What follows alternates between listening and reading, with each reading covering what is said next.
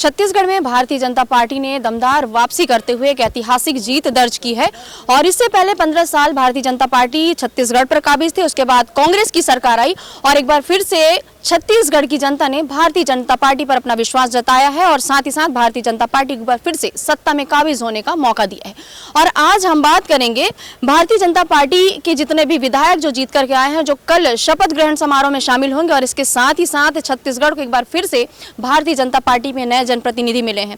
जैसा कि हमने चुनाव के पहले हमने कई प्रत्याशियों से चर्चा की थी और साथ ही साथ हमने ये भी कहा था कि आखिर उनके चुनाव जीतने के बाद क्या कुछ उनके उद्देश्य रहेंगे, जनता के बीच कैसे जाएंगे, जनता से कैसे रूबरू होंगे, उनकी समस्याओं को कैसे सुनेंगे, ये सारी चीजों पर हमने चर्चा की थी। लेकिन आज जीत के बाद एक बार फिर हम उन्हीं प्रत्याशियों से रूबरू हो रहे हैं और हम बात करेंगे, हम सीधे बात करेंगे क्योंकि जिनकी मैं बात करने वाली हूं वो काफी हाई प्रोफाइल सीट से जीत करके आए हैं। और बात करते हैं हम अंबिकापुर विधानसभा क्षेत्र की, जहां पर पूर्व जो उप मुख्यमंत्री टी.एस. सिंहदेव का जो गढ़ कहा जाता था, कांग्रेस का गढ़ कहा जाता था, उस गढ़ को भेदते हुए भारतीय जनता पार्टी के प्रत्याशी राजेश अग्रवाल जी ने बहुमत के साथ जीत दर्ज की है और सत्ता पर काबिज हुए। हम सीधे उनसे जुड़ेंगे और चर्चा करेंगे। राजेश जी, सबसे पहले तो आपको बहुत बहुत शुभकामनाएं हैं आपकी इस जीत के लिए। धन्यवाद।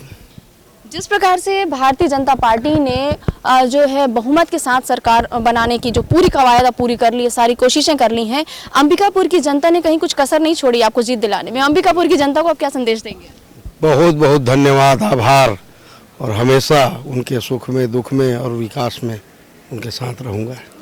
जिस प्रकार से कहा जाता था कि अंबिकापुर जो विधानसभा सीट है कांग्रेस का गढ़ माना जाता था, पूर्व उप मुख्यमंत्री टी.एस. सिंहदेव जी है वहाँ के जो है वहाँ पर उन्होंने राज किया है और इस बार भी ये था कि वो जीत जाएंगे। लेकिन ऐसा कौन सा जादू चला है कि जो पासा जो है पलट गया है?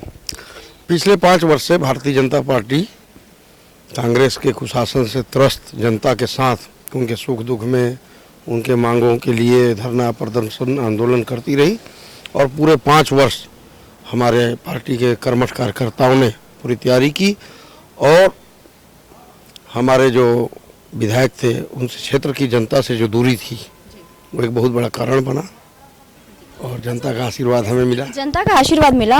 और आप जब क्षेत्र में गए तो आपको ऐसी कौन कौन सी कमी जो है विधानसभा क्षेत्र में नजर आई जिनको लगता है कि अब उस कमी को आप दूर करेंगे? देखिए, हॉस्पिटलों की स्थिति थोड़ी खराब थी, उनको दूर करना है। कई गांव अभी भी पहुंचविहीन हैं सड़कों से, उनको दूर करना है। सिंचाई के साधनों का सही उपयोग नहीं हो पा रहा है, टेल तक पानी नहीं पहुंच रहा है। ग्रामीण क्षेत्र की बात करूं तो बहुत बड़ी ये समस्याएं हैं। शहरी क्षेत्र में हमारे यहाँ पिछले साल पेयजल की बहुत समस्या थी। गर्मी के दिनों में नगर निगम क्षेत्र में पेयजल की बहुत समस्या आई। सड़कों की स्थिति बहुत खराब है, उनको दूर करना है। चलते चलते बात करते हैं, जिस प्रकार से आप जब वहां पर गए, आपके सामने जो है एक दमदार प्रत्याशी थे, जो कांग्रेस के प्रत्याशी थे, उप मुख्यमंत्री टी.एस. सिंहदेव और स्वास्थ्य मंत्री भी हैं। तो क्या आपको लगी कि ये एक बड़ी चुनौती हो सकती है और मैं कैसे जीत पाऊंगा? क्या आपके मन में जरा भी इसके लिए कुछ बात आई थी, संशय आया था आपके मन में? नहीं आया था। ऐसा कौन सा जादू था? जनता से नजदीकी, जनता। और मोदी जी का जादू भी कह सकते हैं? मोदी जी का जादू तो पूरे देश में चल ही रहा है। अब जो है जिस प्रकार से भारतीय जनता पार्टी विकास की बयार जो बहाने की जो बात कर रही है और बह भी रही है, तो क्या उस विकास की धारा को अविरल बहाने में आप अपना कितना सहयोग देंगे? 100%। तो एक बार फिर से चलते चलते अंबिकापुर के विधानसभा के लोगों को क्या संदेश देंगे आप? उनके लिए तो मैं जितना कर पाऊंगा कम है। जो उन्होंने प्यार और आशीर्वाद दिया है मैं जीवन में नहीं उतार सकता। अंबिकापुर में भी बुलडोजर चलेगा क्या? जरूरत के हिसाब से। मतलब एक बार फिर से बुलडोजर वाले बाबा के नाम से जाना जाएगा छत्तीसगढ़? वैसा बुलडोजर नहीं चलेगा, लेकिन एक्चुअल में आवागमन में बहुत दिक्कत है।